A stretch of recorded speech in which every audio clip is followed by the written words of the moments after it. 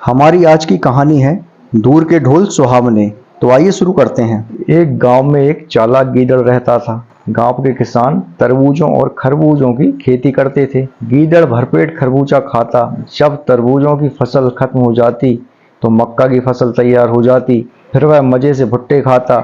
इसके बाद मटर और चने की फसल आ जाती। गीदड़ खेत में घुस कर घूम घूम कर दावत उड़ाता। गांव के पास एक गहरी नदी थी। नदी के पार एक ढाक का जंगल था।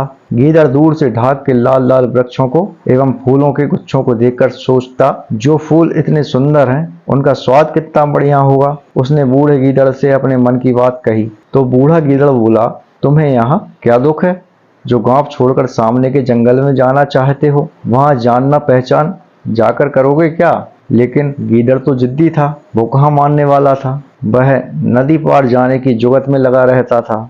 वह रोज भगवान से प्रार्थना करता, हे भगवान, नदी पार कराने का कोई जुगाड़ बना दो। एक दिन भगवान उसके सामने प्रकट हुए और बोले, अरे गीदड़, तू रोज रोज मुझे क्यों याद करता है? बोल, तुझे क्या कष्ट है? गीदड़ के मन की मुराद पूरी हो गई। उसने भगवान से कहा, हे प्रभु, मुझे नदी के पार करा दो। भगवान बोले, क्यों भला, वहां पहुंचकर तू करेगा क्या? गीदड़ ने हाथ जोड़कर कहा, भगवान, नदी के पार वे इतने अच्छे फल हैं, उन्हें खाकर मैं आनंद से रहूंगा। भगवान ने कहा, अरे मूर्ख, वे फल नहीं हैं, तू सिर्फ फूलों को देखकर मन ललचा रहा है। वे फूल देखने में भले ही सुंदर हैं, पर उनके भीतर कुछ नहीं है। गीदड़ तो जिद्दी था, बोला, मुझे तो आप बस वहां पहुंचा दीजिए, बाकी मैं खुद देख लूंगा। भगवान ने एक बार फिर चेतावनी दी, देख, पछताना नहीं, फिर वापस नहीं आ पाएगा। लेकिन गीदड़ कहाँ मानने वाला था। बोला, कोई फर्क नहीं पड़ता, मैं वहीं खुश रहूंगा। आप इतनी कृपा करें कि मुझे बस वहां पहुंचाने का इंतजाम कर दें। भगवान बोले, चल बेवकूफ, नहीं मानता तो मत मान। कल सवेरे नदी के किनारे एक नाव आएगी, उसमें बैठकर नदी पार कर लेना, लेकिन फिर वापस आने के लिए शोर ना मचाना। गीदड़ बोला, नहीं मचाऊंगा, भगवान आप मुझे बस पहुंचा दीजिए। गीदड़ बोला। अगले दिन सवेरे एक नाव नदी के किनारे पहुंच गई।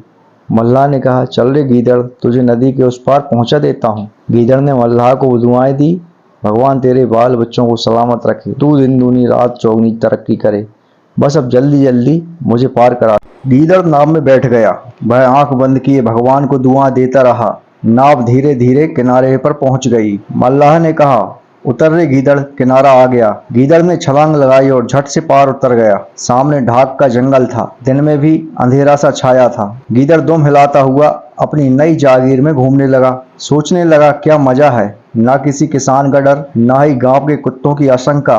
फिर गीदड़ ने जमीन पर गिरे फूलों पर मुंह मारा। अरे यह क्या है, न कोई स्वाद न कोई भजन, यह क्या माजरा है। चलो दूसरे पेड़ के फूल चखता हूँ। उसने दूसरे तीसरे चौथे अनगिनत पेड़ों के फूल चखे। वही कहानी, शाम तक गीदड़ ने किसी तरह फीके फूल खाकर गुजारा किया।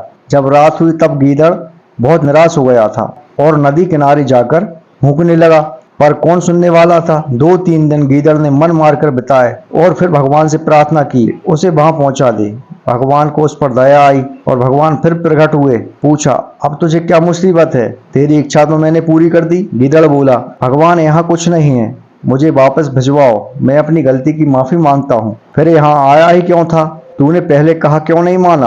भगवान बोले। गीदड़ ने कहा, प्रभु जी, मेरी बुद्धि भ्रष्ट हो गई थी। असल बात यही है कि दूर के ढोल सुहावने लगते हैं। इस कहानी का तात्पर्य है, बिना किसी चीज को जाने अनजाने में दूर से देखकर मन नहीं ललचाना चाहिए। दोस्तों, आपको हमारी कहानी कैसी लगी हमें कमेंट बॉक्स में जरूर बताएं और हमारे चैनल को लाइक, सब्सक्राइब, शेयर जरूर करें और बेल आइकॉन को भी दबाएं, जिससे कि हमारे आने वाले वीडियो की नोटिफिकेशन आपको मिलते रहे। मिलते हैं अगले वीडियो में, जब तक के लिए नमस्कार।